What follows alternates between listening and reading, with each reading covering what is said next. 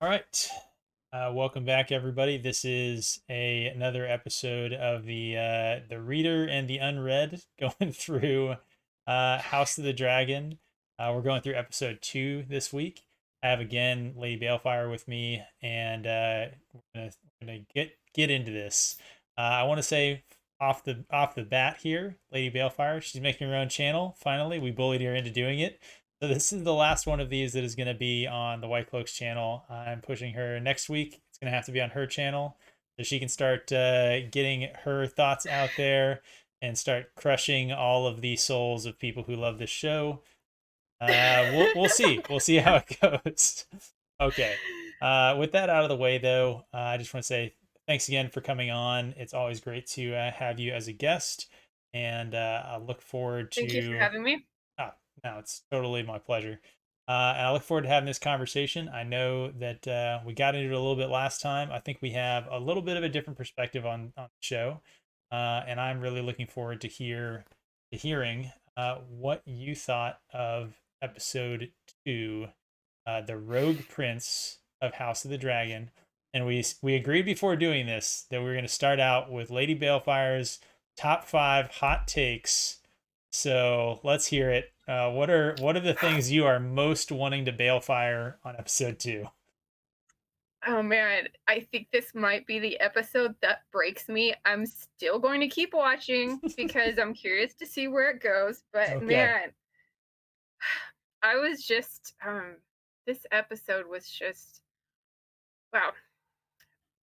The first thing that was really weird is like I felt like in the episode there's probably like some kind of a I know it was 6 months since the last episode because they say that several times, but like in the episode itself, I feel like time should have been passing.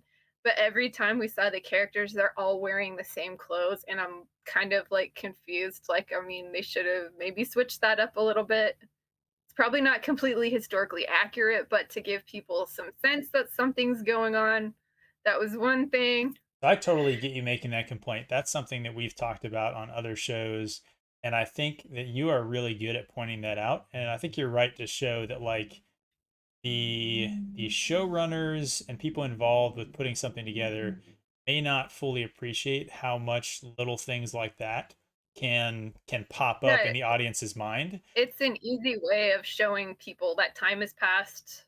I mean, It's especially disjointing when we just did Wheel of Time through our rewatch, and we had a character wearing a dress, and then like the next day wearing the same dress, and then like going to like a bathhouse and then wearing the same dress.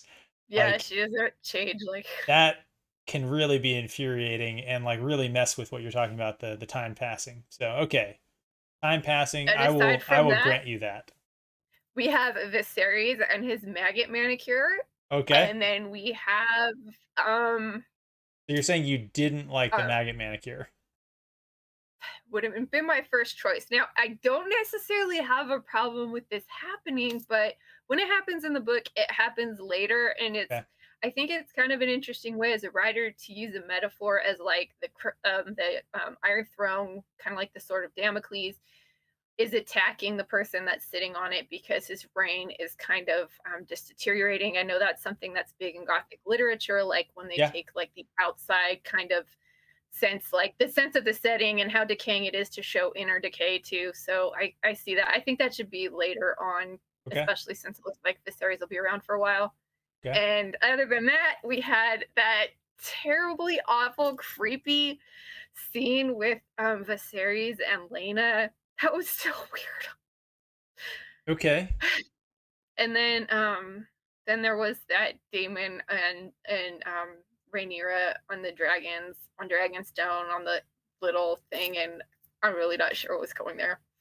But I thought the dragons look really nice on good points. There I were some th- nice I costumes. think that's only 4. Did I miss Oh, one? So we had a costume. We had five? we Oh had my the goodness. sense of I'll have to time. check. We The had the sense of sense of time time. passing. I mean, that's just Maggot confusing. manicure. We had Maggot manicure and girl, little baby infant bride. Toddlers and the infant tiaras. bride, and probably on the showdown, it's like, okay.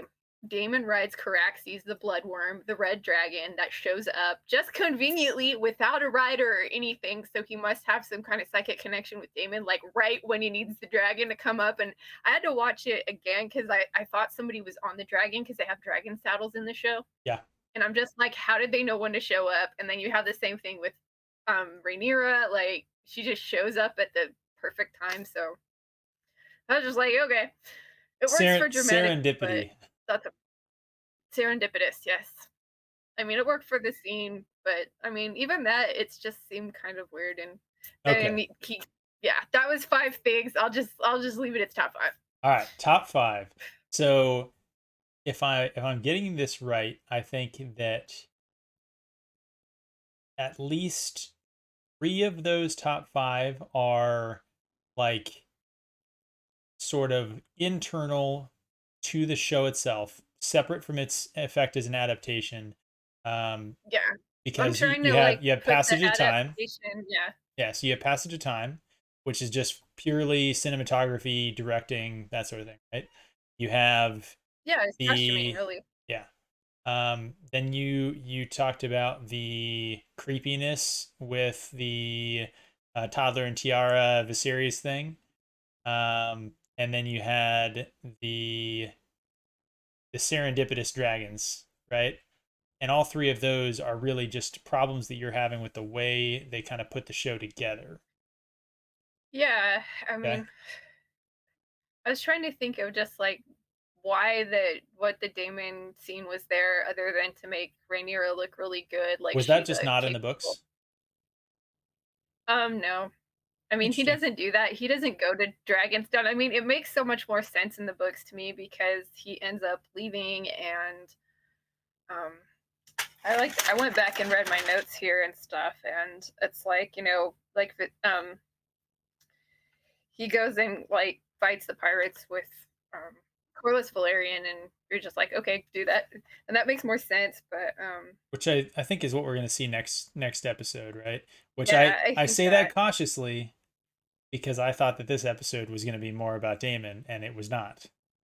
I Um, know it was kind of sad. I mean, there was like three things that this episode was about. It was about Rhaenyra's been named the heir, but like she doesn't accept that she's the heir, doesn't believe it, and everyone's mhm. telling her that she's not. Or the other scenes were people telling Viserys that he needs to get married again, or it was the Daemon scenes. And I just like that was getting a little tiresome. Every single scene was like that, All right. Well, hitting us on the head. speaking of the scenes, let's get into it a little bit. I'm experimenting Okay. here with trying to look like a real sort of professional, semi-professional, okay, semi-professional sort of streamer. Um, so I have going over here. This is the House of the Dragon episode 2. We're not gonna play clips of it because it's we don't want to get channel strikes and all sorts of weird stuff. Yeah, I'm But also curious about this. I have no idea why the people in the show decided to do this, but they changed the Targaryen logo to have four-legged dragons, which I think it's just the silliest thing. It's like there's like so many dragons out now. Just look outside your window. Like there's one right there. You can see what it looks like to draw it, but they have four legs for some reason. that is actually really funny because you and I had this conversation before that Game of Thrones dragons are actually wyverns or wyverns. I don't know how you pronounce it. Well, Uh, they have wyverns in the Game of Thrones universe, but they don't have wings, so Yeah, and which I'm just saying that sounds like Martin just trying to change the meaning of words. well, Like maybe. I there's a mean, whole but etymology of dragons, and ones that have two hind legs and the four legs are the wings I mean, it makes are more sense if wyverns. they don't have it because they need the like muscles to power the wings. I mean, I know as a chicken mom, and I know you've had chickens in your life before That's that true. if you watch them, you see how they work, and it's sort of like the breast part is dedicated to like the wings and stuff like that, and the legs are really strong. So I kind of like when George R. R. Martin did that with the dragon. So I agree. just different. I think that makes slightly more sense. It's also a little bit more sort of pterodactyl or bat like. How they have their limbs as well, although Yeah. not the same. And so, yeah, I hadn't actually even noticed that before, but we have it right on the screen here, and you are 100% correct. They added forelimbs to the And nobody dragon, has been able to justify it that's working on the show, so I'm just kinda like, "Okay." and that is not the Targaryen crest that we get in official art and things like that from the books, right? So it's not Nope. like it's a a Martin sort of induced mistake. Yeah, I Interesting. don't have any, like, books up there. My big fat book doesn't fit in that. The world book doesn't fit there, so Okay. yeah, let's take a deep dive. What did you think of the intro? The cinematic open. You know, I was really hoping that they get their own music, and I think a lot of and I think this show is gonna fall into this curse too, where a lot of fantasy shows that have been made after Game of Thrones get the inevitable Game of Thrones comparison. And while this is a Game of Thrones property, it might have been nice to have some different music, especially because Ramin Djawadi is an amazing composer. I'm a huge fan of his music. I listen to his stuff all the time, like Westworld and stuff is really amazing. Um, I would like something new, but they went with the traditional, the same opening as Game of Thrones. So I actually liked the fact that they went with the traditional. Um, Yeah, I would say that I think I would like it more if over the course of the season, if the theme at the beginning subtly were to change and by the end of it to be its own thing, that I think would actually be really interesting. But when they yeah. first played it, I was like, yeah, You're like, yeah, it's Game of Thrones. it's Like, yeah, maybe because just you recognize it. Oh, yeah, there is like brand fan recognition with that. service. That's I don't cool. know. It's like when you're watching the original Star Wars stuff and like Yeah, the you just theme hear comes that like the on and first you're openings of it. Yeah, yes. definitely. But anyway, okay, I will agree with you that yeah, potentially an interesting decision there to not differentiate Yeah, the it is. It's property. just a creative decision. Could you take anything away from what was happening on the screen? I feel like I had no idea what it like the original Game of Thrones. It's told you a lot about the story, like what was Yeah, it happening tells at the you like time. yeah, I have to watch it again because like I watched I was started watching the episode again after right before we started this because I wanted to get a little refresher since I watched it in a chat last time. But I don't know, like I saw a few things where it was kind of like different areas of the castle. Like it looks like they're doing like Dragonstone or something. They're choosing to go with blood on this, and Yeah. yeah, All right. Well, we'll have to stay tuned and try and figure out if we can piece things together. Maybe it's just yeah, I'll interesting watch it and visual. we'll see what we can see.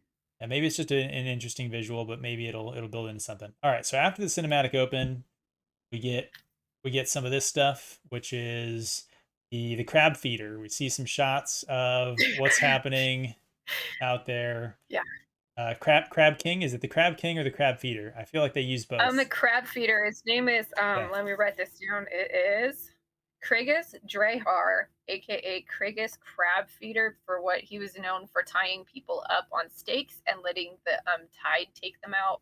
Yep. And that's feeding the crabs. Yep. Giving Okay. me like Euron Greyjoy vibes there. Yeah, yeah, potentially.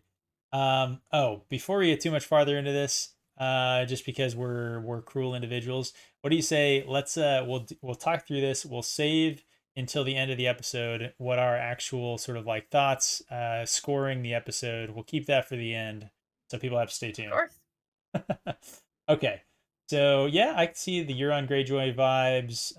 Generally, just pretty messed up. It's setting this guy up Yeah. as a pretty good villain, I would say, right? I think they kind of ruined it at the end with how they decide to like portray what this guy looks like, but Yeah, yeah, that's true. Like the weird mask. Yeah. Well, we'll see if we get a shot of Phantom of that the later. Opera. Yeah, Phantom of the Opera. That's a good point.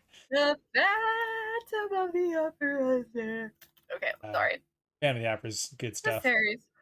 All right, so small council, right? So it goes from the crab feeder, it goes to the small council, and they're talking about the crab feeder's doing his thing. They have to replace the captain of the King's Guard, right? The Lord Commander, Yeah, right? Lord Commander of the King's Guard. Brian Redwine has died, and they need a replacement. And they don't give anything about what caused his death, right? I know in the book, like I think he just died a natural death. It wasn't like he was murdered or anything. Okay. So this is I guess these two things did happen in the books, not at the same time, though, right? Yeah, I think the timing of this is a little bit different than it is. I mean, they've changed it so much you can't really compare. I mean, it does happen in the books. That's not a huge deal. Okay. Any issues with what's happening in the small council during You this? know, I'm just gonna go back to the original Game of Thrones, and I think it's so funny because they're really downplaying Rhaenyra's role as a cupbearer. And in Game of Thrones, we have two examples of people that were cupbearers in the TV show. Mm-hmm. Arya Stark was a cupbearer to Tywin Lannister at Harrenhal, and we learned in that position it might not have been very important, like in the hierarchy of the castle, but it gave her great. She put her in a great place to get information that she could use later to escape and get some revenge. And then you have the same thing with Jon Snow, and when he becomes the steward of Lord Commander Mormont. And then we learn it by like somebody, I think it might have been Sam telling him that, this seems like a demotion, but you're in the best possible place you could be because you are going to hear everything that's going on. I mean, let's think about this. Like they love to tell Rhaenyra in this show is that, well, you're just the cupbearer. You aren't on the small council. He's not helping you rule. Well, like if she wasn't the cupbearer, would she have any other reason to be in this scene? Or would she be there? She probably wouldn't get the information. She probably would be doing whatever, chasing guys, riding dragons, hitting on Allison. I don't know. But I mean, they're kind of We'll talk about downplaying that. it so much when they made it like a bigger deal in the other books. Like it was Um, not the kind of insult it was that they're making it out here. okay. Um, I think that And you then her can dress. I think that you can tell I think that you can tell that she perceives it as an insult, right? Yeah, Which so did Jon Snow, so did lots of people, right? Like it is perceived as an insult. Um, yeah. I'm not sure. I don't know. Do you see evidence that it actually is an insult, or do you think it's No. just her perception of it? Because to me, that doesn't Yeah, it's necessarily like a cause a perception. problem, right? Where she is an angsty sort of girl. She wants more and more and more, and they're Yeah. actually treating her pretty well, but she perceives everything as very negative and like everyone's out to get me. No one gives me what my just rewards are, and so to Yeah, some but then extent. she's also the one that's coming late to the meetings and smelling of dragon like she did in the last episode. So, I mean, she's what, 15 or something? I don't know. I guess you Um, can't really blame her, but it's just yeah, an interesting comparing 14, the 15, dress. something like that. So Yeah, since they're basically making it up. you don't like her dress.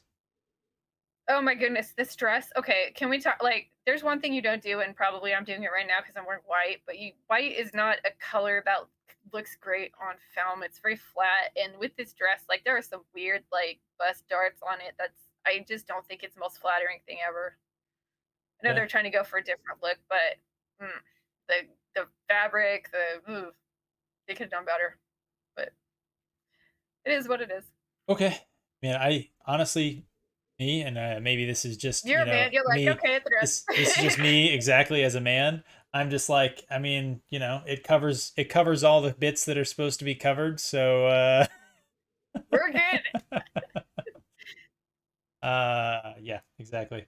I'll take your word for it. I'm not actually sure I know what bust darts are. So, They're like the little things on the side of your dress that kind of contour over your body, and they tend to like bunch up weird around her shoulders and stuff. So can we rule out that maybe she's just sort of a weird shaped person?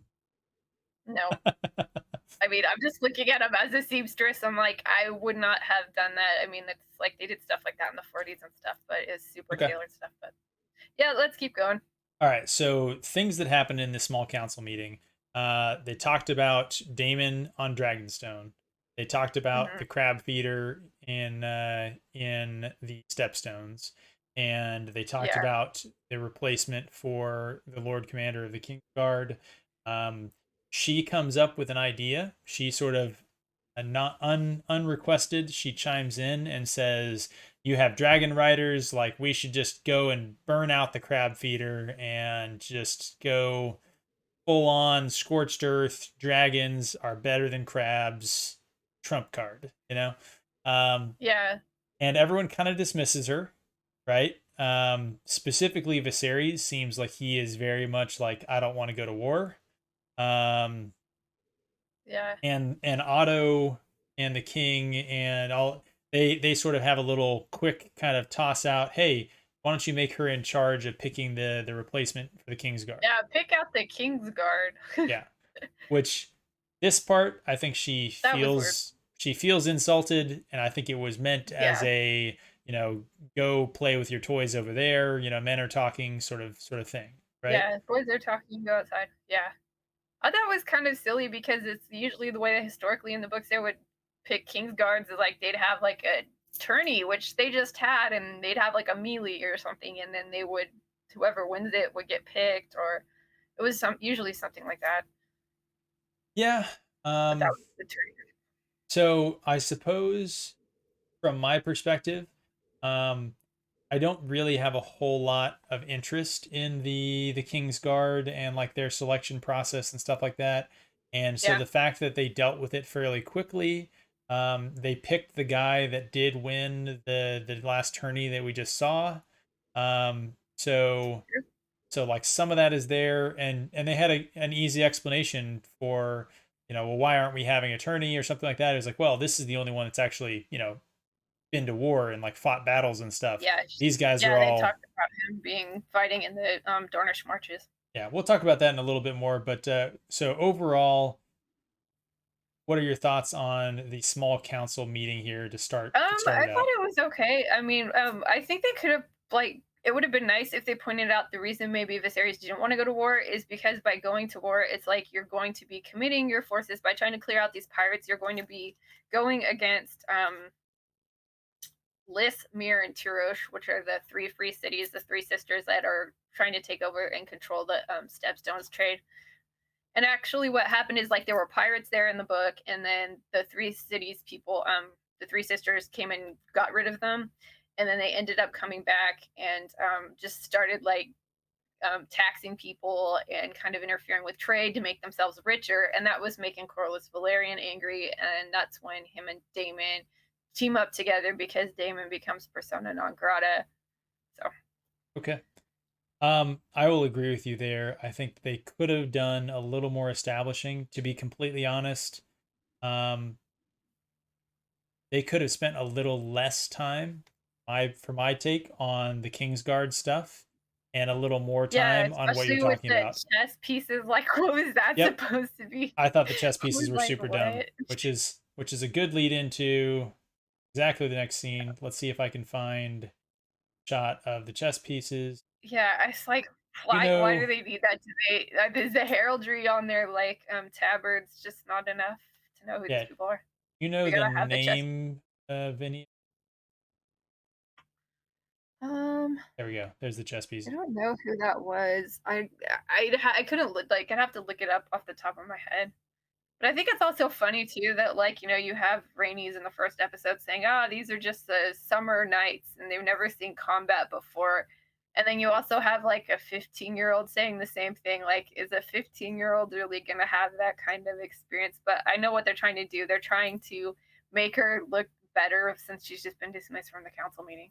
So Um, Another take on that could be that the nobility might just commonly hold that view about knights in the kingdom, right? yeah, Like, perhaps. I Yeah, I think they that could be that doing that. I think that is a fairly easy take, that like generally the kings, the nobles might generally be a little bit dismissive of a lot of the like vassal knights and stuff like that, because Probably. you probably have an older generation, so you have Corlys and Viserys and some of those who are a little bit older, and they probably look down on the new knights, new sort of lesser nobles and knights, and I would imagine that they say those things like Rhaenyra said it, or sorry, Rhaena said it right in front of her at the tourney, right?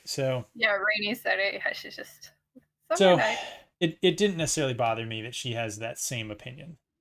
Yeah, Um, I mean, it's not that weird. I mean, what's greater here is the irony of this is she's young, and in the books they kind of play up on her. Kind of, she's a little bit maybe not the best judgment, and she ends up in the books at least. I don't know what they're going to do with this in the show. The person that she picks for the King's Guard is someone that she is a little bit attracted to, and she has some problems with that up in later on.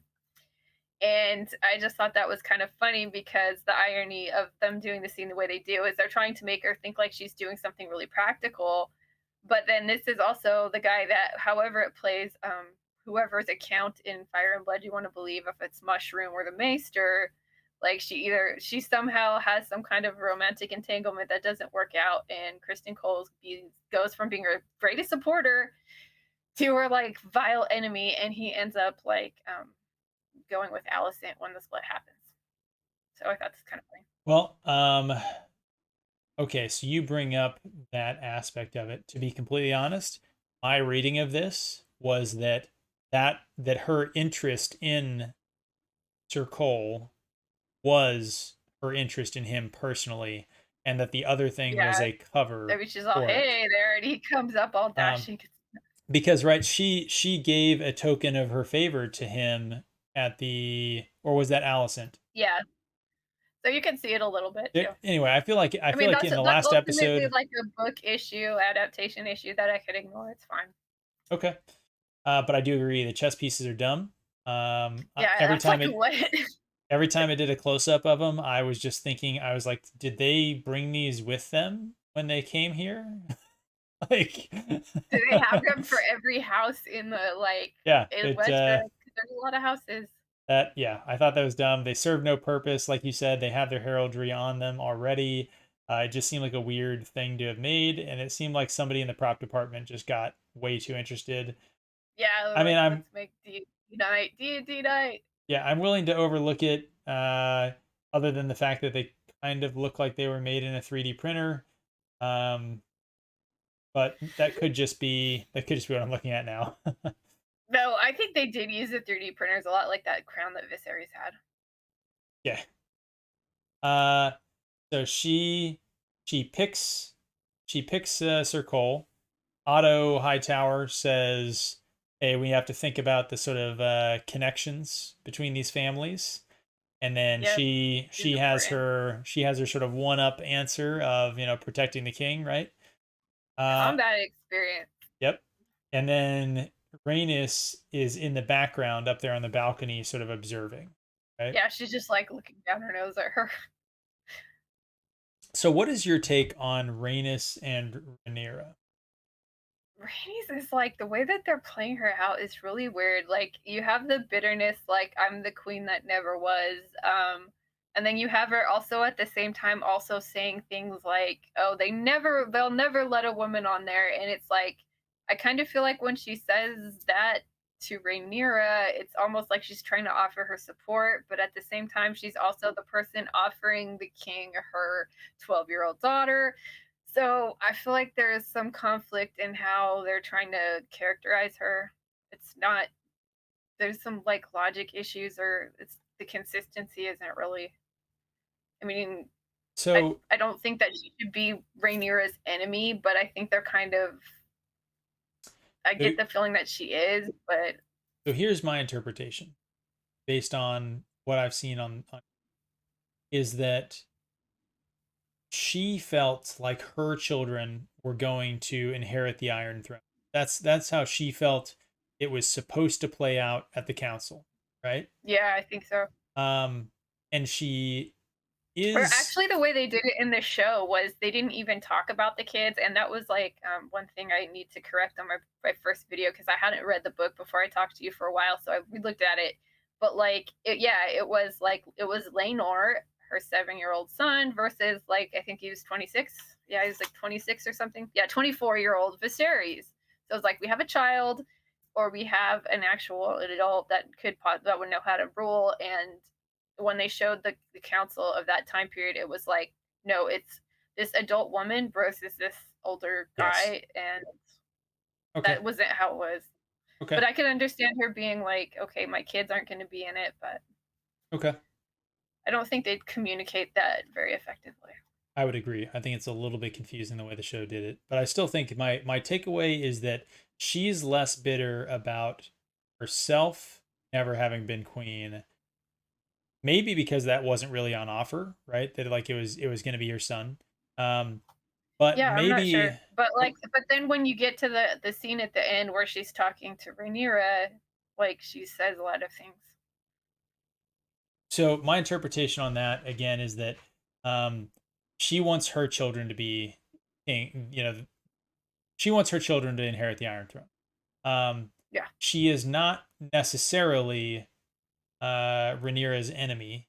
I think that she probably they're still family. She probably doesn't really hold any like ill will towards Rhaenyra, but she is a political animal. She's doing her angles and her plays. Yeah. And so that's how I interpreted that. That like it's not necessarily conflicting. It's just that she's still scheming. It kind of reminds me of um, honestly of Littlefinger a little bit, where Oh you know gosh, he I don't think we're that's one he thing I miss is the, like, complexity of that. I mean, this feels like, honestly, if you read the books of Game of Thrones, like, book show and or book Cersei and show Cersei are 2 different animals, and book Cersei is extremely less competent than show Cersei, and I'm thinking that this level of stuff is like book Cersei here. I'm just like, "Oh." all I meant to But say was that Littlefinger both loved Catelyn Stark and objectively led to her death, the death of many of yeah, her her death, like, children, she did like that. most of her family. Like he did all that stuff against the person that he purportedly loved because he was scheming in too deep. He couldn't help himself but be a schemer. And I kind of feel the same way about her. I think that she's a schemer. But Yeah, she could be. all right. Go on from there. He picks the knight, and then we get scene of Alicent and King Viserys. I had such an issue. Like, I had one thing that really drove me crazy. It's like Viserys says that they built the old Valyria into a volcano, and I'm just like, how does that work? Like, I can see you can build around a volcano, near a volcano, but I can't say building into a volcano is the best architectural decision ever. But So I don't know that I caught that. yeah, I was just watching it, I think, with the captions on, and I'm like, that's what he said. Wow. I do think it's interesting that he's building a model of the old Valyrian city because we're like kind of curious where he would have gotten that kind of There you go. information, Was built with it. into a volcano right there. Yep. I think then I'm going to chalk this up to the script writer being dumb, because if you look at like what's clearly depicted, it's clearly they built the I know Valerian it's capital around a memory. I on just thought that was funny.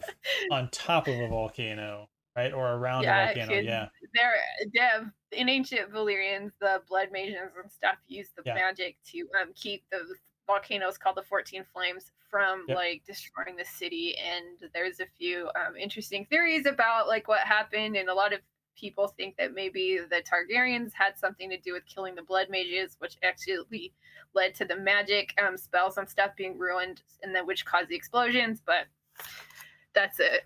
Just a fan theory there. Yeah, the Targaryens being tied to the Doom. Yeah. Um, okay, so you know, this reminded me sort of Spaceballs, where he walks in and he's like, "No, I didn't see anything, sir. I didn't see you playing with your dolls again." I And think it's kind of interesting that they made it look like a star fort. I just think that's interesting. it is very sort of martial, for sure. Yeah. Yeah. But either way, okay. So this scene, what do you think of Alicent and Viserys?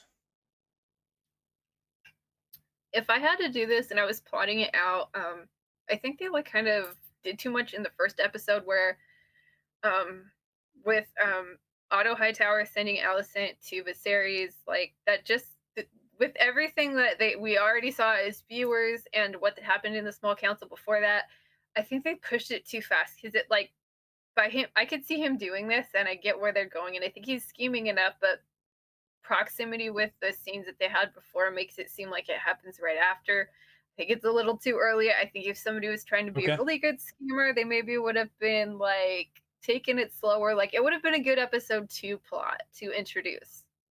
And So my only counter to that is that there was a 6 month time jump between the two episodes, and I mhm. think actually critical to Otto Hightower's success here is that he did get a 6 month. Who's getting the jump on Yeah, Viserys, I guess. Yeah, so you get he that. he kind of stole a march on Corlys Valerian, right?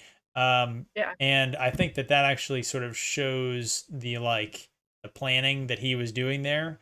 Um, so I don't hate the fact that they introduced the two of them talking in the first episode.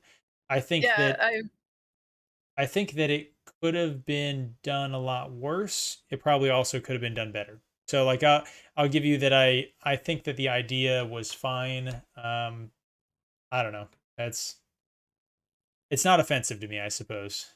You disagree? yeah, I mean, it's not like it's a bad like it's an improbable idea. It's just maybe they could have executed it better. Like maybe the dialogue was there. Like maybe Okay. he was. It kind of reminds me of the movie The Other Boleyn Girl. Have you ever seen that?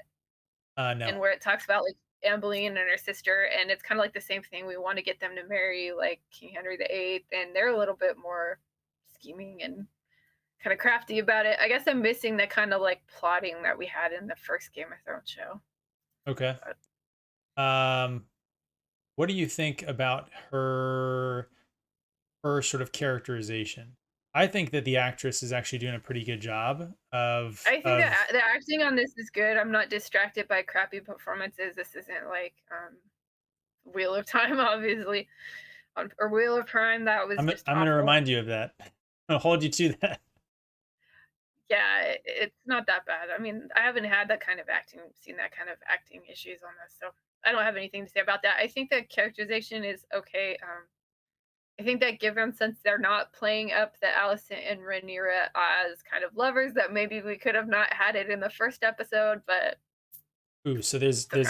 there's a scene with the two of them that we'll talk through that. I do want to say the wigs are still bad, right? Like The wigs are, I hate that Viserys, it's like grow a beard or shave it off. Pick a lane, dude. Like it just looks like he has that 3 day like scruff. Like I've been on a bender over the weekend. Too. I'm just rolling into work on Monday. feeling a little But targeted for how I roll into some of the Sunday live streams, but that's fine. Um you're just the worst pips. It's pretty okay. much. Pretty much.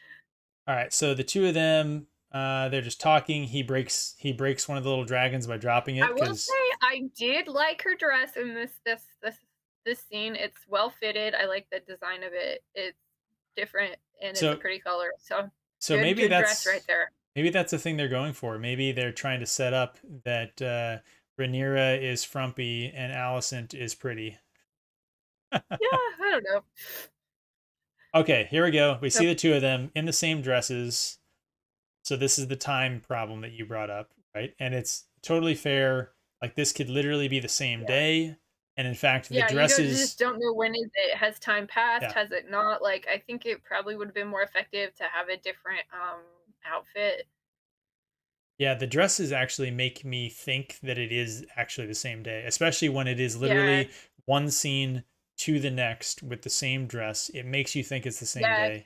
it goes back to the whole language of filmmaking and what are people accustomed to seeing that people do to show time changes. Yeah.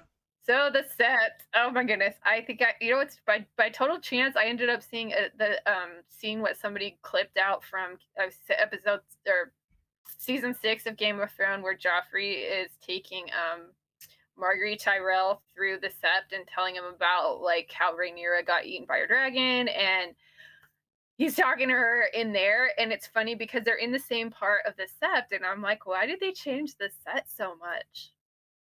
And I was like, that's so weird. And what was weird here too is you're in the Sept, there's 7 gods, but there's only these 6 pillars thing. And some people would say, hey, we don't worship the stranger. But in all of the books, they always talk about, well, the stranger is always there. Hmm. Like there's 6 of them, like there's 6 pillars. I don't know. So There's 7 gods, 7 hells, Ned, like Robert's always saying. I don't know. So I don't know that's what that why interesting. there's I just hadn't actually picked up on 6 column. Um, I'm wondering if it's actually if it's just sort of a maybe we don't see them all in the same shot, but you would really expect to see them right here. you would see it. You'd see it So either, like, where they are, like, in the yeah, middle. yeah. There'd be one So there. that's a very fair point. Um, the thing that I was going to ask, so it appears to be that they have 7 legs, if you will, to this building, right? So you can see the sort of torch fires, all the candles at the base of like a big statue in 2 different spots Yeah, here. And it seems to be that there's 7 sort of spokes, right? yeah. You would think 7 columns on the middle. I would agree. Um, as for why they changed the look, so isn't this not the Sept of Baelor? I have no idea where they're at. I mean, it looks pretty big. There's a sept in the Red Keep, but it's small, Uh-huh. and this looks more like a cathedral versus, like, an actual Where this I mean where was Baylor in the timeline between Viserys and like the Mad King? oh, yeah. Because I thought That's a good point because I think he's later, actually. That's a good point for yes, that. that's Maybe what I that's why they thought. don't have the Sept of Baelor. That Good was point. that I was didn't my thinking about that. understanding, but I've only read A Song of Ice and Fire, Yes, I'll so take that point. No, you're probably right on that. I would check, but I can't. Baylor the Blessed has to come back. Yeah, good point on we that will one. we will we will bring this up if I was wrong, and I'll take my chastisement. But I that was my No, take I was on probably this. wrong on that one, but I just still like, where's that seventh pillar? That's probably bothering me more. I'm not I afraid to say I'm wrong. My memory is not infallible. I will say I hadn't caught that. I agree with you when you pointed out that is something that it's like some of the complaints that we've had in other shows where it's like it's so easy to do the right thing there. Like why Yeah, it's like there's 7 gods, there's really good descriptions of them, yeah. and, like, So the I don't know, question that I'd have here maybe we see this same shot from another side just to confirm it. don't think so. I don't remember, though. And another, like, this was kind of an interesting shot, like, or just this whole scene, like, it went for a very long time. It was like 3 or 4 minutes of them talking about this. Oh, And then that's not a again, good it's picture. one of these, well, he chose you as his heir, but I'm not the real heir, and he's gonna get remarried. It's like the same thing, the same conflict over and over again, which, I went when I read this again, I just really kind of drove me crazy because in the book, like the series stuck by his naming Rhaena his heir or Rhaenyra his heir, even when he has male children. Like he stuck by it all the time and he was close to her. He never thought she was incompetent. She was never his second choice. Like she was somewhat spoiled. He doted on her. And I think that was another weird thing that's kind of weird in the show. It's like he vacillates between, okay, you're going to be my heir, but you're Okay. a girl. So I don't know. I can I can I can understand what you're saying. I guess I'll have to wait and see what happens with the rest of the season Yeah. because it Yeah. is We'll see. We'll because see it how it is plays out. Does it get better? Does it get worse?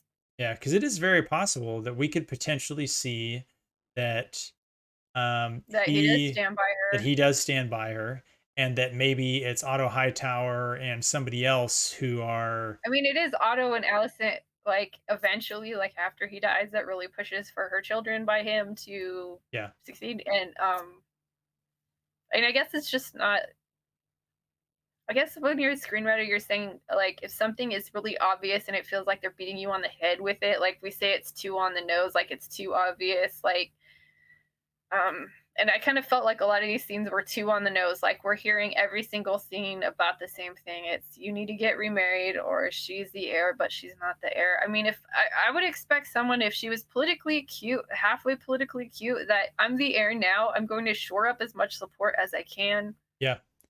So I will really agree with you on that point. I think that the point you're making that like um so you have to trust your audience and Yeah, you have to trust that they're actually paying attention Otherwise, you end up making bad scripts, right?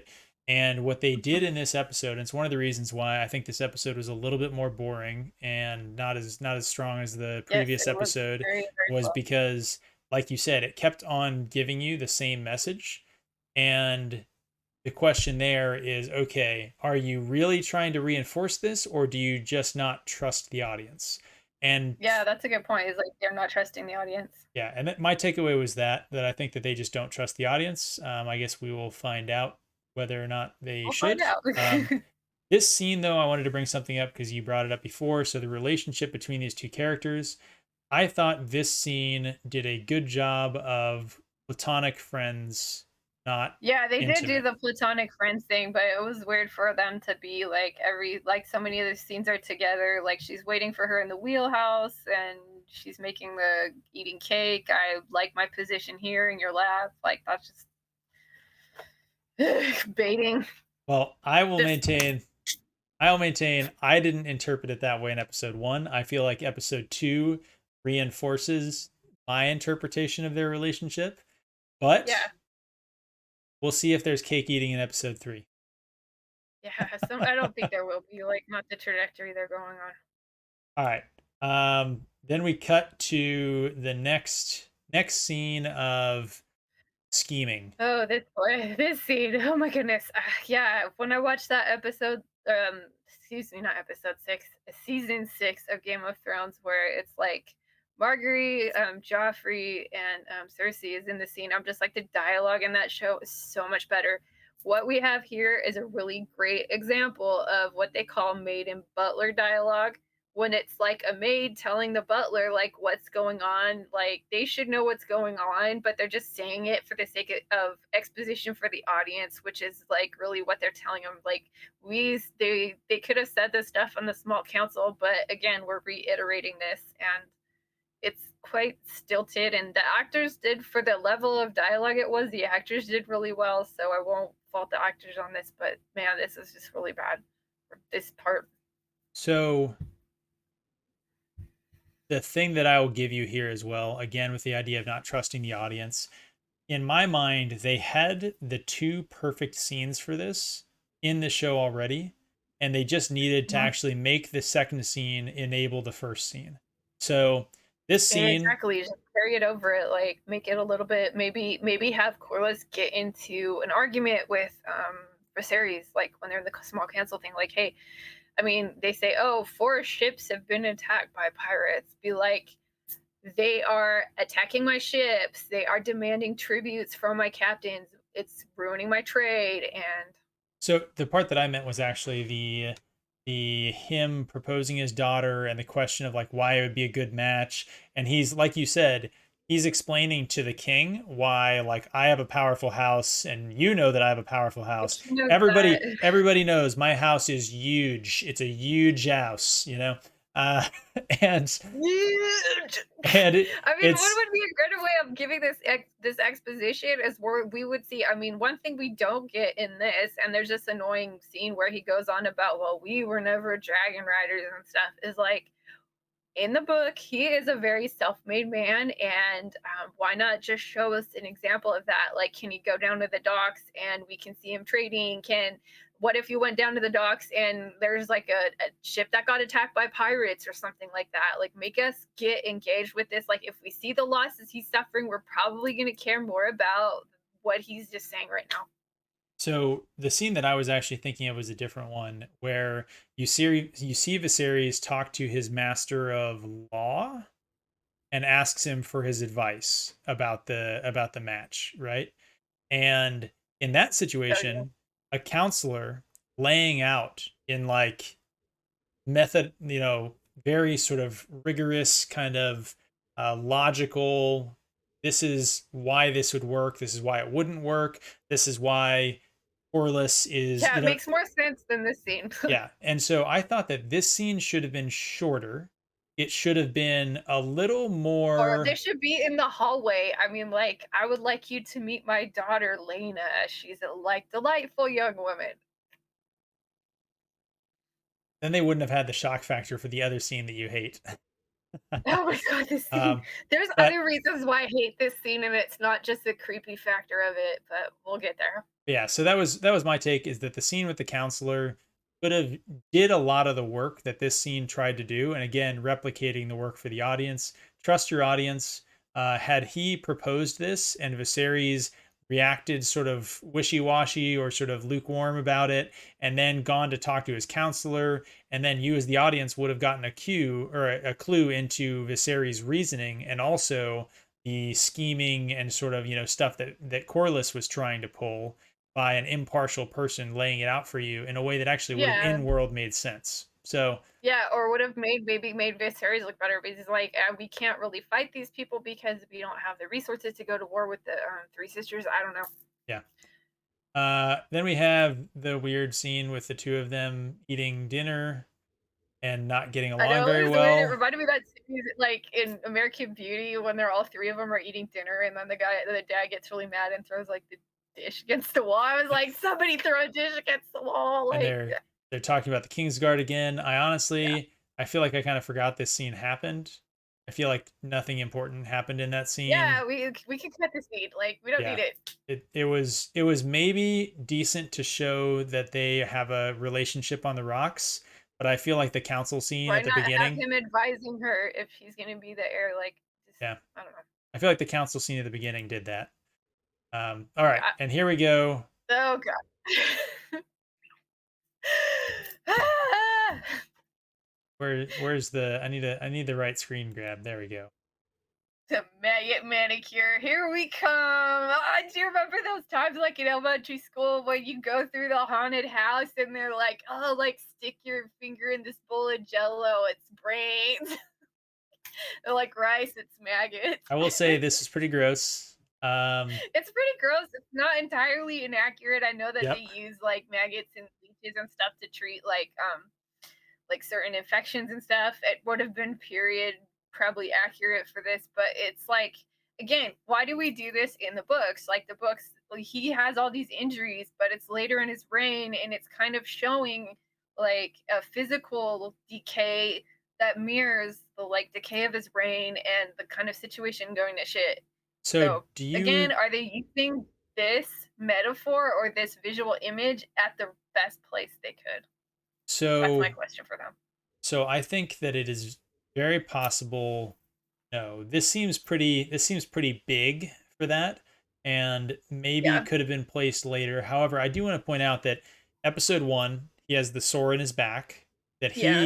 he says the stupid chair, cut him, right? Yeah. And at the end of episode 1, when he has his argument with Damon, you see him cut this finger on the Yeah, he cuts his edge. finger on it. Yeah. So I actually picked that up very easily. I recognized what they were doing with it, and I interpreted it in the way that you're describing, that the chair was essentially, pronouncing judgment on Yeah, his the chair is king. pronouncing judgment, and then the chair is sort of like a real life example of the metaphorical Yes. sword of Damocles that, is above every ruler's head, and you make one little mistake, like it's gonna fall on you and kill you. So I don't know. I don't know So, where they're going with it. I think they could have saved it for later. well, so that's my question is, I think so far, I guess I'll put it this way. If every single episode has more of this happening to him, and Yeah, say, and maybe by they'll the play it end of out that season way where 1, it's like a yeah, and by the end of season 1, it actually ends up killing him, right? Then yeah. I would actually think that that was fairly well done. Um, Yeah, the we'll have to see what they do with it. I mean, Yeah, if they squander it and that, I mean, okay. Do you have concerns about them rushing this and not building up to it enough? But you think well, that it's just there's like a way that they could have? it's a powerful image and tool you have in your arsenal. Like, are they using it too soon in this battle? I don't know what they're gonna do. I mean, ultimately, Viserys dies like fat and has a heart attack basically and dies in his sleep and kind of physically falls apart. I don't know what their thing is for this. Your favorite wig? Oh god, this wig is as bad as Loyal's wig in the Wheel of Prime. Like, God, it looks like I mean, It's acrylic hair. It looks like yarn or something. It's too fluffy. It just doesn't look real, and it just I don't know. And this is just so weird. I mean, I think I think she's actually this young in the books, but it's vague about what happens. And then there's another thing that happens that even gets my goat or gets my dragging even more than this. Now Okay. it says in the books that Lena Valerian was a dragon rider even at a young age, and when she was about 12 when this happened in the books, and she says she doesn't want to get married because she would rather go fly her dragon. Now, in this scene, they're having a conversation about Valerian, the last dragon that saw Valyria, and that was a Viserys dragon. He was the last rider of Valerian before he died. And then they talk about another dragon that has been lost. Mm, This is Vagar. yes. Vagar is lost. So my first question is like, how the hell do you lose a dragon, a huge dragon, like just running away? And then the other funny thing of this is that like Lena Valerian's dragon is actually Vagar. So it's like you're having this conversation about the dragon that you're riding. You've lost your dragon. Okay. So you're telling me that I in can't. so I'm you're like, what? so you're Like, telling me that in the books, this girl, yeah, maybe I don't know if I've had it out. Like they talk about it. I went and tried to make some notes for this, but where episode 2 stuff's out. Yeah, and it just like, oh my goodness. Yeah, it says that. I mean, it talks about it. I think it says,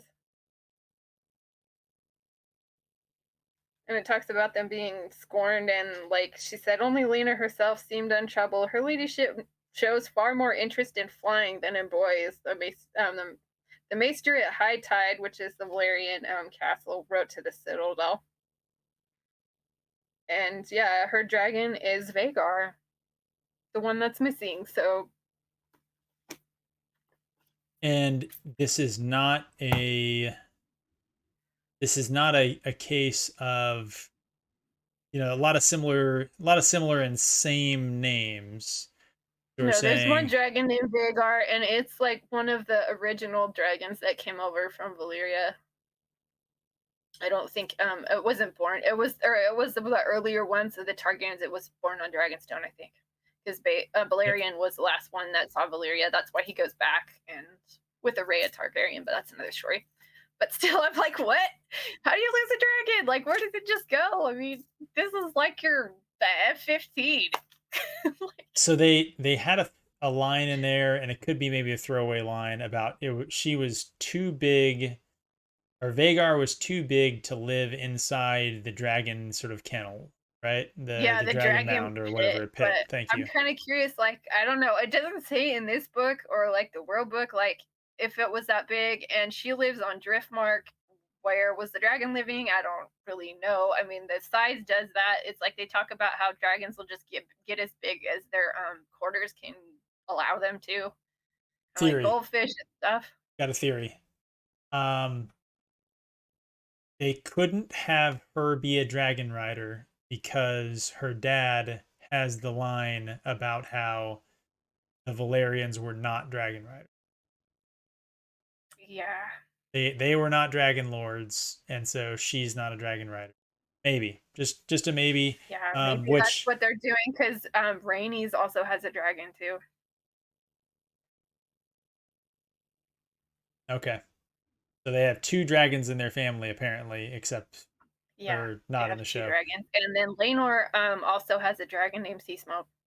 So there's three. I mean, Interesting.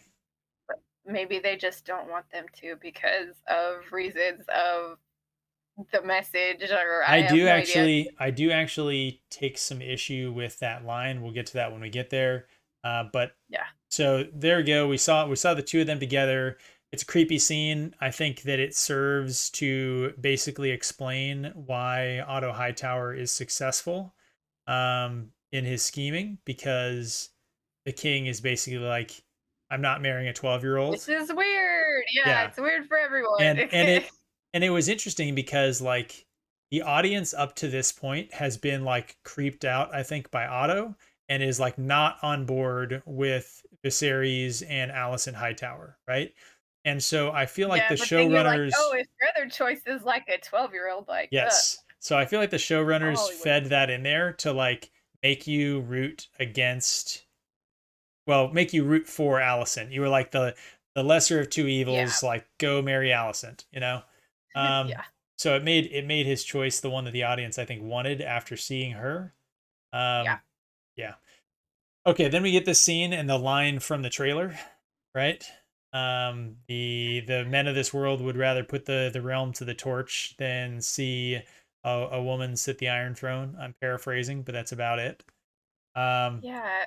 I I know mean, that the that funny thing, I was gonna say I know that you hate that she has her beehive hair in literally every scene that we see her in. it's just weird. It just looks so strange.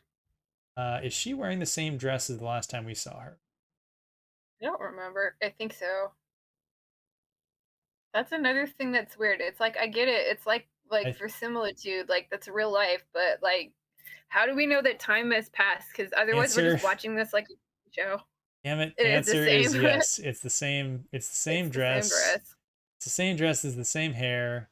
Um, the king is wearing the same clothing, which is weird because we see the dinner. So that's daytime, right? This conversation Yeah. daytime, and then we see Nighttime, dinner. We like a see day has dinner. passed. Yep, we see dinner. Yeah. We see evening sort of council meeting with the weevils, or not the And weevils, darkness. the maggots on his hand, right? Maggot manicure. And then we see daytime, but he's wearing the same jacket, wearing the same clothes. And then we Yeah. see daytime, and she's wearing a different dress.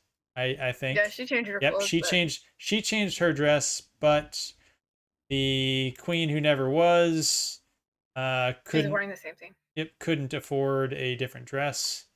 Probably because I think it's she's important, especially while this might be more realistic and I could give them that. I just also think like you have to think of time like you're doing a lot of time compression in the show. You have to help the audience out a little bit. yeah, yeah, that is a very fair point. Um, okay. Other than like the message, the sort of potential The message. fear, yeah, the potential fear of what the show might be trying to do, sort of external to the story and the plot, and what it might be trying to say about modern stuff and whatever else, which hasn't been realized, but there are some red flags, right? Do you have a lot more to say I about the don't know. scene? I felt like every this scene was just really to me really bad as a screenwriter because it's like what does Rhaenys want? What is the point of this conversation? Is she trying to start a fight with Rhaenyra? Is she trying to like and what does Rhaenyra want? I mean, Rhaenyra's been named the heir. What more could she possibly want? I mean, what could happen? I'm not like the motivations aren't here. I mean, one thing to think of when you're writing screenwriting stuff is like there's always a conflict between two characters. Like it could be just even like maybe somebody wants something from the other thing, maybe somebody wants to change their mind. Like there should be some kind of basic that like motivation for the conversation. In this, I'm not really sure what Rainey's is trying to tell her because it's like she just vacillates between like she's trying to say, oh, they'll never have a woman be a queen, and she says that so many times, and she's so bitter about her own fate and what happens to her kids too. And it's like, is she trying to impart that wisdom to Rhaenyra? Like, I'm just really not sure. Or are they just saying like having her say that because that's the message they want to impart that this is a patriarchal society and well, you just can't be queen because you can't be queen. I mean, it's kind of funny that no one gives any reasoning for this. Like, I mean, they do say in the book there were these other councils where they had to decide the secession, and they give them reasons for that. Like, okay, we didn't pick like Rhaenys because she had a son, Laenor, and he was 7, and Viserys was an adult. Like, there's reasons. I mean, in the book they have reasons. Like the show, it's like, no, well, you just can't be queen Well, because women. in that book though, the implicit reason, so when they talk about Rhaenys has a son and he's 7, so the implicit argument there is that she was not considered, right? because you Yeah, wouldn't she like, you it wouldn't wasn't like bypass. she yeah, because she already had a son, so, like, it would be kind of like, I mean, I think, look what happened with Cersei. I mean, did she ask to be queen? No, she's No, just no, like, but "I'm that's regent for Tommen," but like that's so that's my point though. My point is that I think that I don't think they have to explain the whole like, why can't women be queen, because I think that that is so well historically understood. um there's there's a whole argument that can be made for like genealogies and things like that, the fact that yeah, that secession is a lot murkier apparently. I haven't really looked at histories of this aspect, but I've heard some people talking about this problem of the difference between female heirs and male heirs based on the like fairly universal apple. cultural stuff where Yeah. the woman joins the man's house. And so if the This woman is is a a great queen. book to read. If you want to know more about this Game of Queens, it's like it deals with what kind of mirrors on in this book. It's great for real life historical examples that are a little bit more complex and exciting All right, well than what's then going on in the I will tell show. people to go read that instead of me trying to explain probably a lesser version Yeah, of it. I mean, I can um understand historical stuff, but it's like they don't talk about even the in-world historical things. Like yeah, there was a huge like drama, like we already decided this, like Jaehaerys did the council, he picked it. yeah. Anyway, I took this as tiptoeing up to a line in terms of, real world kind of modern messaging, but I think that in scene it did a reasonably decent job of having the an older matriarch giving advice to a younger woman who's also a member of her family, who she also, like I said, potentially actually does have feelings for, even if she sees her as a rival. um so I guess I don't see them as enemies, and so because I don't I'm see just them as not sure. Like enemies. honestly, if I had to ask like what's going on here, I'm not sure. Are they friends? Are they enemies? I don't really know. It's not really clear how the through the dialogue about this. But I don't think that that's necessarily a problem. Okay, Like I don't feel like fair I point. have to know that answer on like, whether or not they're at each other's throats or not, especially because like, I mean real world relationships, there are people who in certain situations are friends and in certain contexts are not, and are maybe I mean, like each other but are rivals. a great example of how they could have done this better is like how the Tyrells are written in Game of Thrones. Yeah. Here we go. Same dress, different day. It is a good looking dress. It is a nice dress. It's fitted well. Yeah. I Um, like the cutouts. so she gives him a new dragon, right?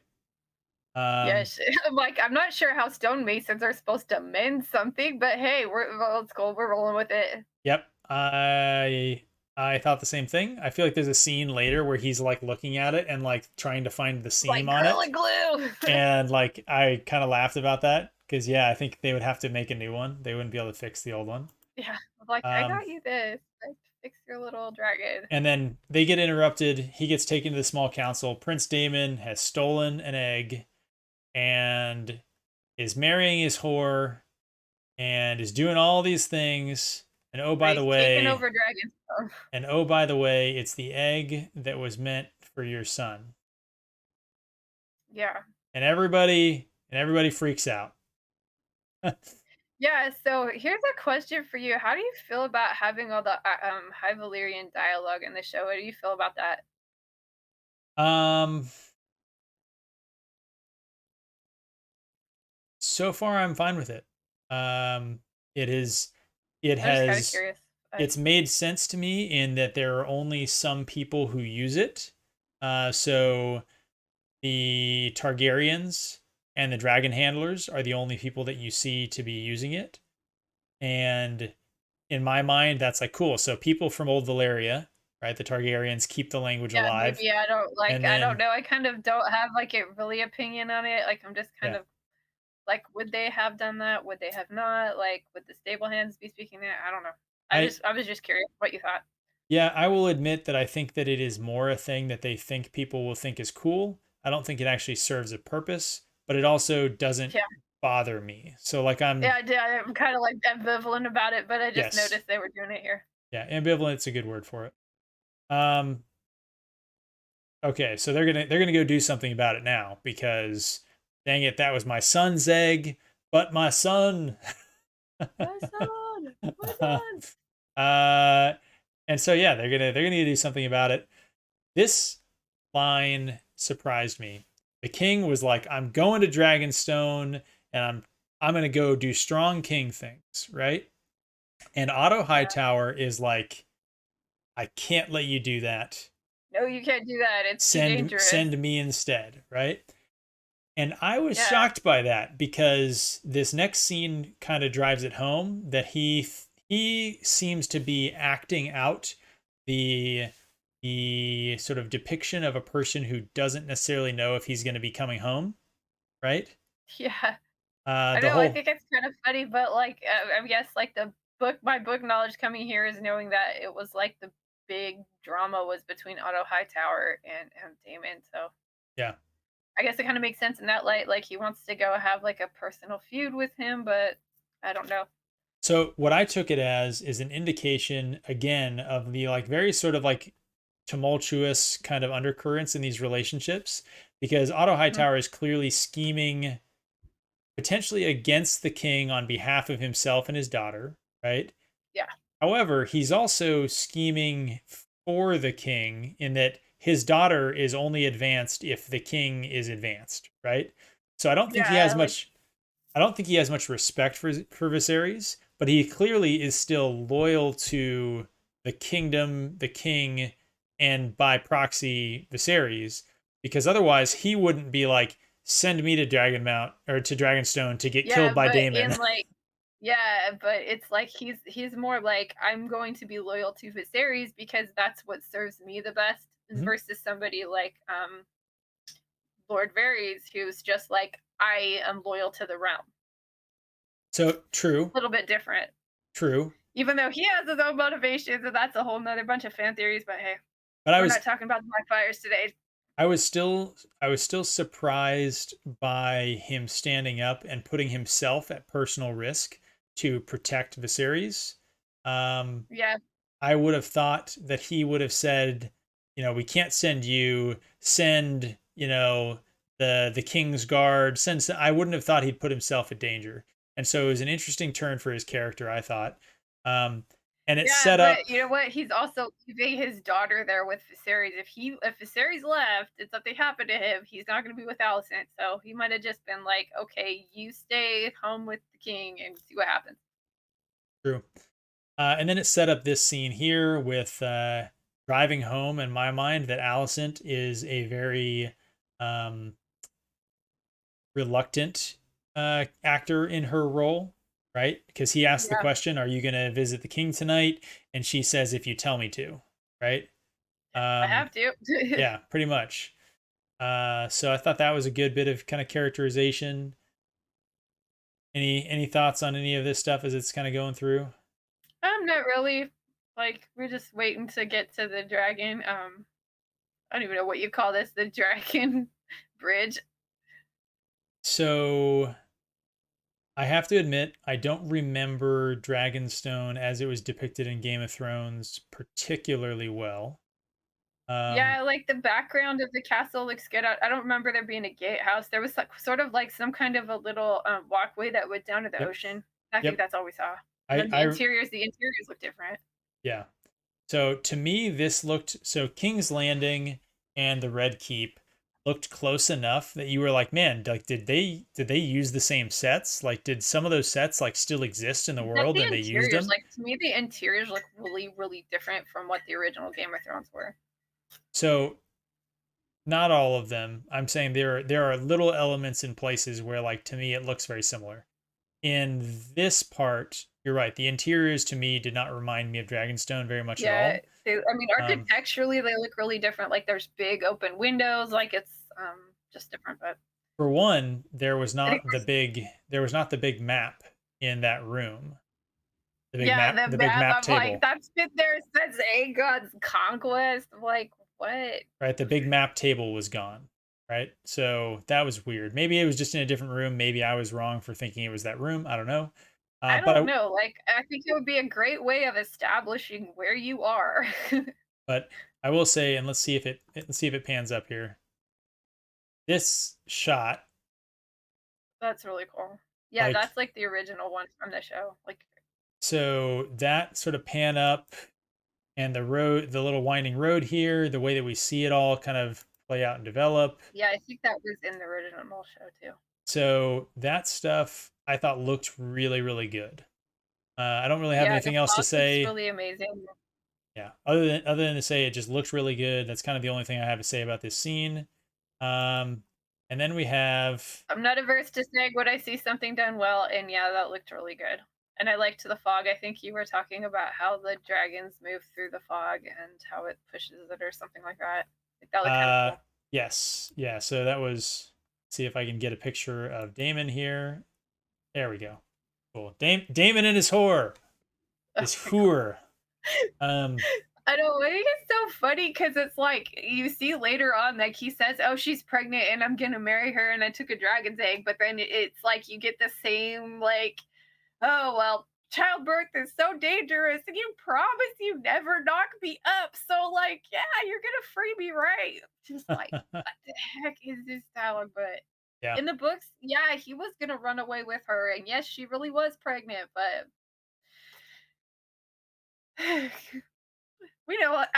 I know from watching this show, I have a 50-50 chance of dying in childbirth, so I better can't not have believe any kids anytime soon. I can't believe the showrunner said that. That was so dumb. Anyway, confrontation scene. Otto, the Kingsguard Yeah. here. This was the site for one more of your top 5 moments to Balefire in the show when his dragon shows up out of the blue, right? Yeah, it just climbs over the mountain, and there's no rider or anything, so is it just kicking it there? I don't know. I mean, there's a lot of dragons on Dragonstone. There's, like I think at this time, there's, like, 3 tame dragons or 3 that have been ridden before, and then there's 3 wild dragons. Oh my gosh, can we talk about the helmets? Like, they kind of remind me of God, I can't think of it. It was one of the characters in the original X-Men, and he's like this huge dude that's like his kind of body's like rocks or something. It just looks so bad. There's no like historical thing I can think of that they bring to Yeah. mind, and they just make the face look bad. So I think they do look stupid. I think the most charitable I can be is that they are supposed to look like if you were to take the Kingsguard helmets from Game of Thrones, which also looked really stupid, um, and to make those less ceremonial and more Yeah, but kind of utilitarian. more practical. And so, like, I think that's But what they like, did man, they're is, like all around your eyes, yeah. peripheral vision. So they You're seem a like pilot, you know. they just kind of shrunk it all down to make it a little less Yeah. gaudy, and I think that's how they got that. But anyway, here's your dragon, just chilling. Yeah, Caraxes, the red bloodworm here. He looks really good. I like it. I like the fact that they have saddles because that's would be a practical thing. Um, oh, here we go. This is I just gotta say with this, while you find the cool picture that we're looking for, is like, I'm gonna what's the point of this scene? Like, I'm gonna try and there's no fight. play. Like, they're just people talking. Like, give me the egg. Okay, cool. And I know they're trying to show Rhaenyra. Like, look at Rhaenyra. She's keeping the peace. Like, So I think they really just wanted to show that Otto is kind of worthless. I um, kind of feel like maybe what they want this is supposed to be like the climax of this episode, but like maybe this would have worked like earlier on in the episode, and maybe like there's a confrontation or some kind of action. yeah, It's a whole show not tell thing, I so expected some action a in lot the of tell. scene. There's the dumb helmets again. There's a dumb helmet. Look They, at you know Kristen what? Cole. Like, So what my is it? I think my And biggest it's just like problem. the like looks on his face. He just doesn't like he's like confused. Like, I don't know. I mean, I think he's supposed to be scared, but the way that the helmets are designed, it just doesn't. Yeah, I think my biggest problem with the helmets is that they don't really seem to fit their heads very well. Um, Yeah, yeah, like, I know I've built, like, fiberglass helms, and you gotta, like, pad them out, even with, like, the metal reenactment helms that I have, like, you have to pad them out so they stay on your head. yeah. So it did, like the one on the left in this shot here, who's this is shoot, Harrow, Sir And this Harrow, armor makes no sense. Sir I mean, it's Harlow. like it's Yeah. cross, cross, and then your whole gut is exposed. No, they have plates. It's there.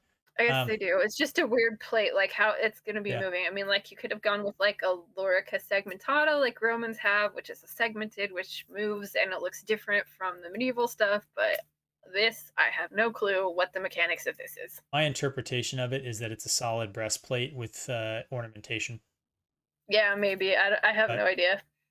so We if you look haven't at the seen guy on them the in action. left, his helmet is too low over his eyes, indicating that it's not very well fitted. There's clearly a gap of kind of inside the helmet. It's just so Yeah, it's like, that's really, yeah, that's the thing that bothers me the most. But anyway, let's see if I can play yeah, this. See if I can play this here. So here's the fog bank. yeah, the fog is coming. Oh, there he is. Okay. Like that So looks really cool. Like the visual effects have been done pretty well, like in some of the scenes. yeah, so I liked the look of that. I liked how it was strongly indicative of something moving really like really large Yeah, moving there's moving underneath. underneath the water. Um, but to me again, that effect looked more like water than clouds. Um, but overall, I think And it you're was done a well. pilot, so you know. It was done well. You know, again, I like the effects that they're doing here. Um, I did not like this confrontation. I think Yeah, that it's like, oh my gosh, and the way that he's looking at her, it's like kind of like, hey there, Rhaenyra, you stand in my way. You're, or like she's like, I'm the only thing standing in your way. Like, yeah. okay, I don't know what they're doing with this, if they're trying to create some conflict because they're trying to maybe make Rhaenyra look like better than she is. I have no idea what they're doing here. It's like she never had an antagonistic relationship with him. I mean, he would always bring her trinkets and you see her wearing the necklace, and they had a pretty chummy relationship. And it makes no sense to make them enemies if she's going to end up marrying this dude. So the only thing that came across to me in this scene was that Damon likes her, not Yeah, necessarily I mean, I got that he romantically. liked her. I mean, he just tossed Yeah, his egg like, okay, I wasn't yeah, going to do anything with it anyway. yeah. But Damon likes her, and that Damon's relationship with his lady friend is a little bit on the rocks. Is kind of what I took away from all of this. Yeah. Um, yeah. He tosses it back. And this is something in the book that happens, like, when he goes away, like, he leaves court, he takes Massaria, they go into Essos and stuff, and she gets pregnant and stuff like that, and or wait, that's, he marries Elena, but, like, he tries to leave with Massaria too, and she's actually pregnant, but this part, oh my god, the message is so clear here, it's like, her accent drives me crazy, but The also, accent like, drives me crazy. she's like, "I want you to free me." I'm like, "Who are you?" Like, oh my god, you're not I he's not Daenerys Targaryen, he's not gonna free you, woman. And she was like, I thought she was like just a madam in the brothels and she wasn't a slave, but Yep, it definitely made her seem like she was kind of a madam. I would agree with that. I would say it's hard for me to have any takeaways from the scene. Her accent was atrocious and very I don't distracting. know, so bad. It sounds like it's like French but Caribbean too. Yes, It's yes, like it sounded like somebody doing a bad job at like a Caribbean it was at a so Caribbean distracting. accent, and that was so here's the scene with the counselor, which I thought was actually a good scene. This scene should have Yeah. been moved up closer to his conversation with Lord Corliss. Um, Yeah. I mean, and actually have some conflict with people when people like I mean, they're all in the chambers. It's like have a argument with them instead of like let's all put our pool balls in the little holes yeah, and whatever the hell and that is. and actually that would have been an interesting way to do it if at the small council, if Lord Corliss Valerian had said they're already talking about how you need a wed, and he said, "Hey, I'm the most badass dude in the kingdom. I have I all know these that's kind of things. like how it I'm super happened in the books stuff, is that there and were so many like you snubs, he just yeah." left. And it's like, "You should marry my daughter."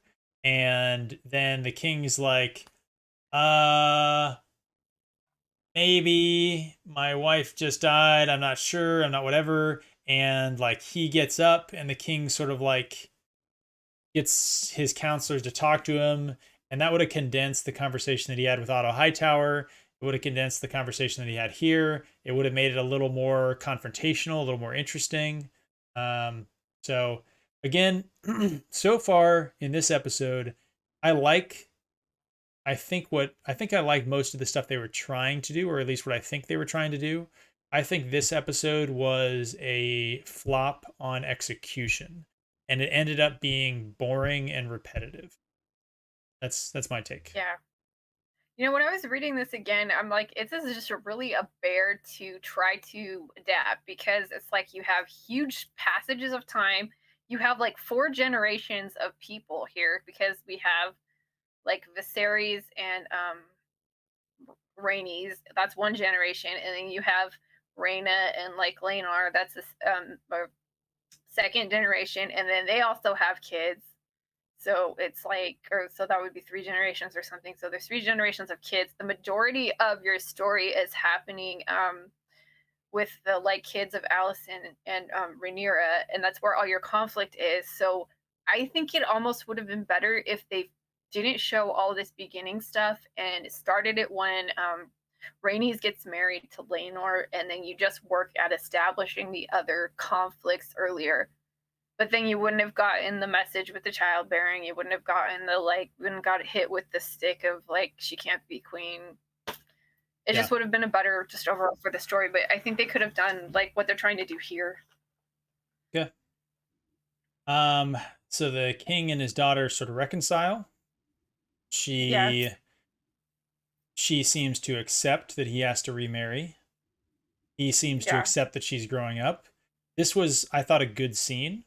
Um, I think that it could have been tighter, but like overall, I thought this was a good sort of resolution to I the just arc. expected more, like with the quality of the other show. It's like you have the same people. Allegedly, George R. R. Martin's involved. It's like it just I expected better. Like should they be having, oh, you're a woman grown now, like you just went out and took that dragon coal. It just like maybe they could have talked about something a little bit more impactful, like a little bit more dramatic, like what, like maybe we're gonna plan something together. I mean, honestly, it's like, you know, So, Viserys and like Viserys and Rena like aren't, they don't have this antagonistic relationship.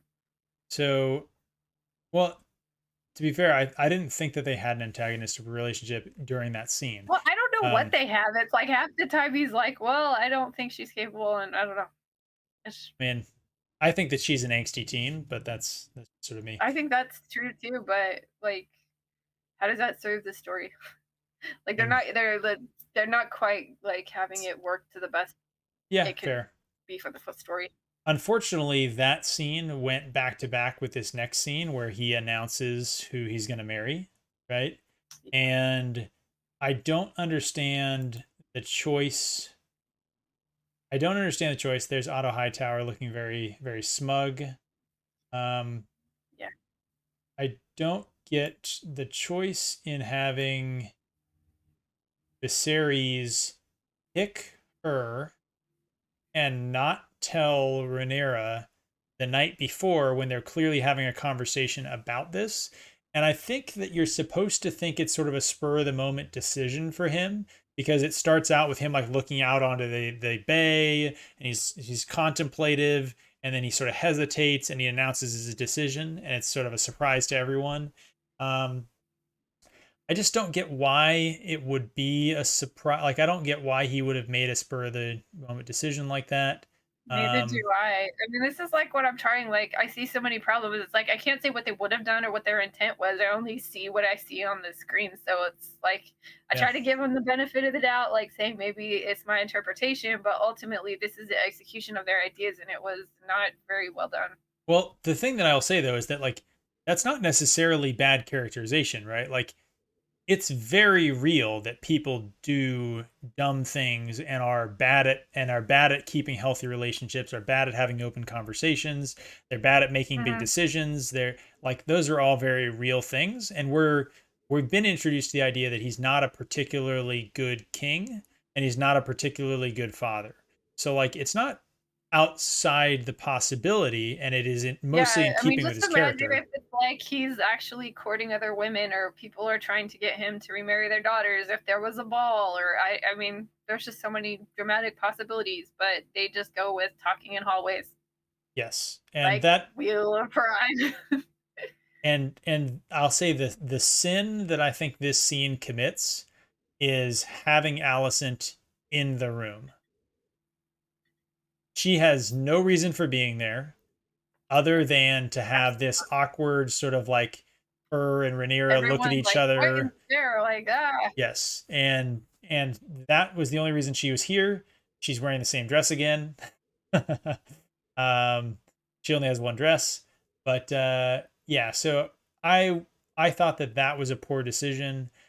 It was done as a cheap ploy to try and drive some tension, and I think it flopped a little bit Yeah, I because always it find them was taking the easy way out with stuff like that. Like, let's make it like, let's put this person here. Like, yeah.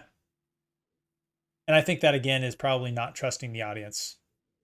You they think that they have to really spoon feed you the tension and spoon feed you the sort of understanding of what's going on, and yeah. it normally undermines the payoff. All right, then the final scene of the episode here is Damon and Corlys talking to each other in Driftmark, and they are plotting to go and retake the Stepstones, right? Yes, this is a great idea. I mean, you should have done it years ago. I mean, I don't know. So the thing that I liked about this scene was first of all the acting and sort of like the cinematography and stuff like that in this scene I thought was good. Um, It was good. and then the thing that I really liked was again showing the complexity and sort of fractured kind of motivations within Damon. So the line that he has about like basically I can say whatever I want about my brother, you cannot, right? And I really liked that line from him because Corlys Valerian is like, hey, we're both second sons. We should team up. We should do this. And then Yeah, it's like Damon, the enemy of my enemy thing. yep, It's like ultimately kind of what happens with Damon is like he's kind of like they said, he has an unchecked descent and like he starts working with Corlys because Corlys has kind of been spurned from other reasons.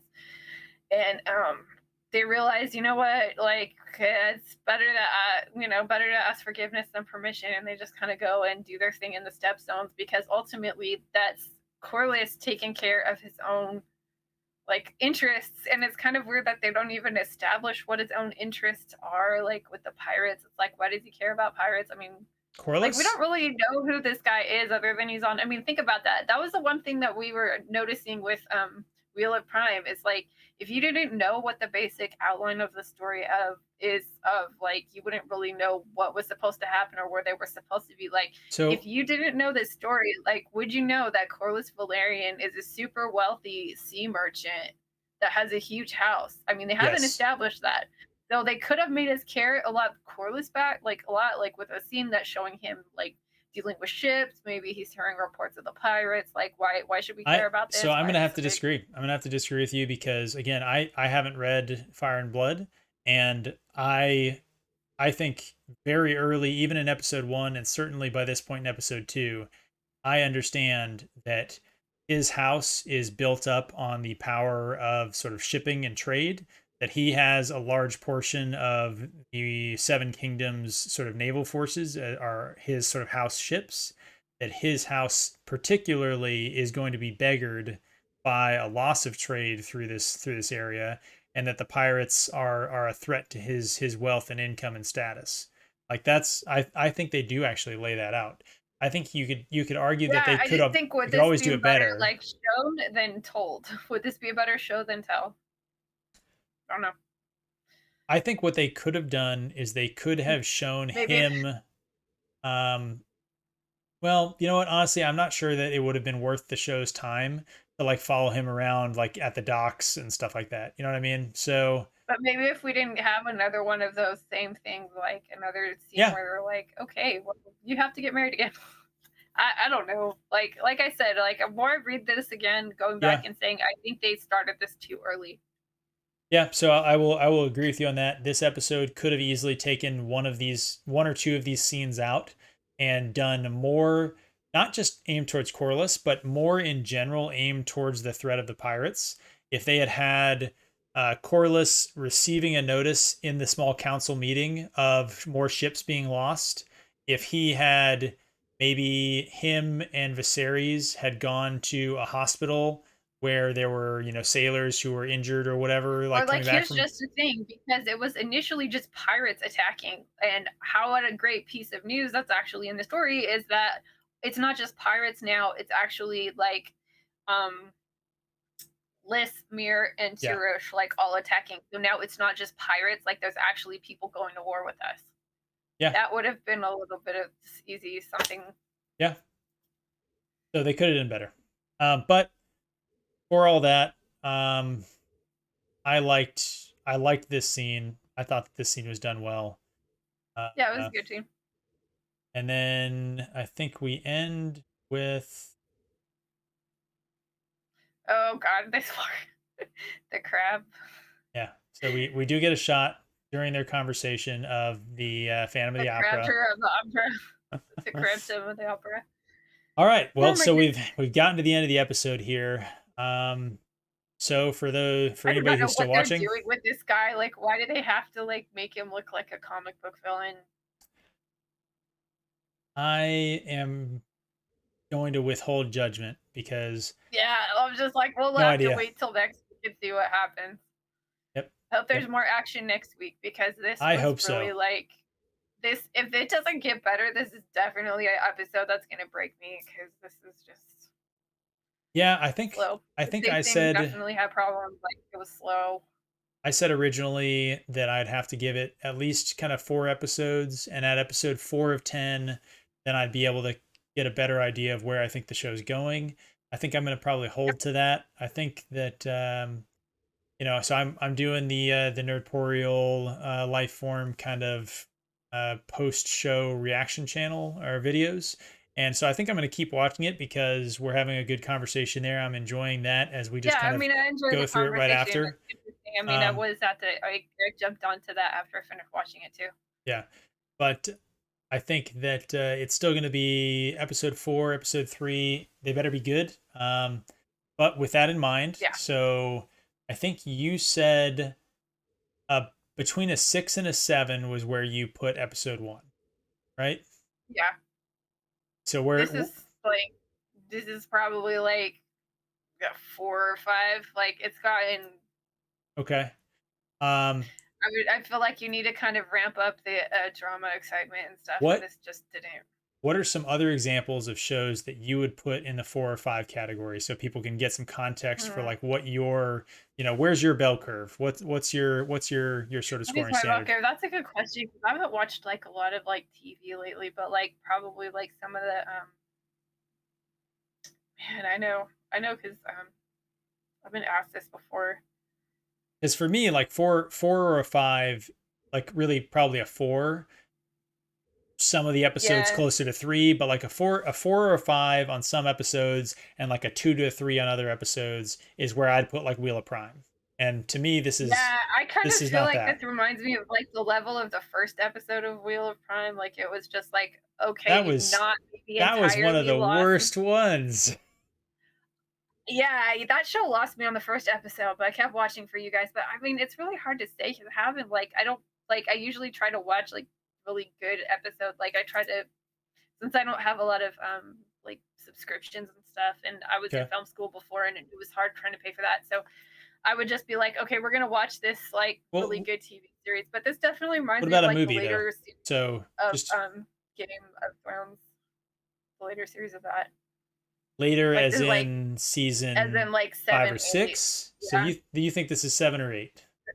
Okay. Yeah, this is definitely where it's like it's obvious that they don't have the source material. I think it's suffering from that because a lot of, like I said before, the dialogue from the original Game of Thrones was from the books, and it suffers from that. It suffers from the type plotting. It's like they're not really sure where the characters are. I don't really know why, but Yeah, I'm like, I can't think of anything off the top of my head because I want to give you like a good comparison for this. Honestly, I'm I just mean, trying there's to compare no it to like Game of Thrones. yeah, there's no right or wrong answer here. I think that saying that you get some season 6 or 7 or 8 Game of Thrones vibes from this show, I think is totally fair. Um, Yeah, I this think direction kind of like directionless, like they're not really sure what they decided to do for everything. okay. For me, I would probably trying to think of some other shows or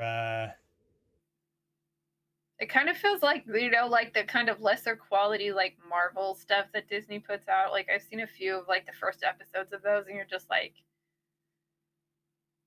I think it's just so far I think that this is making me think um not quite I would put this slightly below where I would put like The Witcher, which I thought was yeah. probably Yeah, that's a like good a example. Like The Witcher wasn't the best TV show ever, but at least it was exciting to watch and the pacing was a lot better. So I would yeah, say probably like The Witcher would probably be like a good because I did watch the first season of that. So it's like that would be like a six, okay. seven, like if there was a particularly good episode. So I think you're probably a tougher grader than I am then. I Yeah, would I I would am. say I would say I put the Witcher at probably solidly like an 8. Like a Yeah, 7 I like a mean, it 7 to had an a 8. good like it had some good episodes. There were definitely episodes that weren't as good, Yeah. but So I would put The Witcher episode by episode probably between a 7 and an 8 on kind of average. And yeah, I I would think that's say that's fair. and I would say that this is probably if the last episode I put as like an 8, which I think I might adjust down a little bit after our conversation, but I think I originally said an 8, so I'll stick with that. Um, this one I would probably Yeah, I'm put more at like like a after I've seen this episode, 7 I'm or more maybe a with my 6.5. yeah, but I'm more with my initial assessment of this being like a solid five. So that was what I Okay. thought the first episode was, but then I was being like, oh my gosh, what am I seeing? All right, so you're saying this episode or this show is a 5. So far the show I think for me is like solidly like on a five. This episode was just weird. Okay. Well, I think so we have some disagreement. I think it's a little bit stronger. But I think that it's always fun to disagree. you certainly have a different take on some of the things than I do, which is part of the reason I think this conversation is interesting, right? So Always. you have some expectations that I don't have, um, and so on one hand, that lets me just kind of look at it for what it is, but then you also have a lot of technical sort of background that also gives so not just your own expectations but also some of the things about costumes Yeah, and like the pacing last and internship I dialogue. had, it's like I couldn't just sit there and said season 8 sucked. It's like, no, why Yeah. did it suck? How would you change it? What you could do to make it better? So whenever I like try to criticize things, I'm like, what else could have done? And I just think this episode for what it was, it's like they could have set up a lot of other things. They could have done a lot more in the time they had, but that's Okay. not what they did. What do you think? What do you think is going to happen next episode, and what do you hope is going to happen next episode? I really hope they go into the stepstones and they start doing something with that because that's interesting. That's something where they can have more action, more showing, less telling, less people in hallways, less like we're just having interpersonal drama. And I really hope they don't turn this crab feeder guy into some kind of cheesy, like weird looking person. I don't. I'm worried about what I'm seeing at this last frame of it. I was like, what the heck is that? But Yeah. I think that they're just probably going to probably they might fast forward it like the story. They might there'll be another time jump. I think they're going to show Alicent getting married to Viserys. So again, that's that. All right. Um, I think I'm probably with you. I think there's going to be a time jump with the Yeah. Viserys sort of like plot stuff. And then Um, that's the other thing to think with the time jump too. It's like if we're jumping around in time, like is this the most important thing that happens at this time that they could be telling us? yeah. So my Any my questions? my concern is that okay. So what you said you hope, I also hope. I want to see Damon and Corlys in the Stepstones. I want to see them doing some stuff, going out, doing unleashing their toxic masculinity. Um, Toxic but masculinity, dragon fights. what I think might happen is that we'll get some of that, and then we'll have to come back. We'll have to do the talking in hallways. We'll have to do the other stuff going on, and the show hasn't convinced me that they are adept enough at doing those scenes to make a show that spends a lot of time doing that Yeah, worth my time, so I have some concerns if they keep on highlighting that type of stuff. I'm not seeing them execute it well enough to highlight it yet. So yeah, I hope that we see some more action. I hope that we see some more development there with Damon and Corliss. My concern is that we might get another episode more of the same. I said already that I thought this episode was going to be more about Damon, and so yeah. Then now you I'm kind of now I'm get our hesitant. hopes up. Now I'm worried. But I think we've got to the end of the episode. We've been going for a while. So, do you have any Yep. final thoughts that you want to say about this episode? No, I don't. I just think that yeah, we'll keep watching, see what happens. Maybe they'll surprise me. I'm always like hopeful for pleasant surprises. Okay. And then last thing, so you've made a channel now, right? Yeah. Okay. Is It's it Lady Balefire. I think that's just the channel. I'll give you guys the link so you can find it. And then sweet? hopefully, I'm going to see if I can find more people that want to eventually do a rewatch show like the White Cloaks for this. But we're gonna wait till this is all the way done. I'm kind of looking around for people that might want to like just talk about this in detail and drink and have fun and like you guys do because I enjoyed those streams a lot, and I've been on a guest on your show. Thank you very much for doing that, and Thank you for being I on. It just was think a it would be blast. fun to talk about it, and I could rage and just be silly. And then I'd also like to do more serious discussions with people about like literature specifically.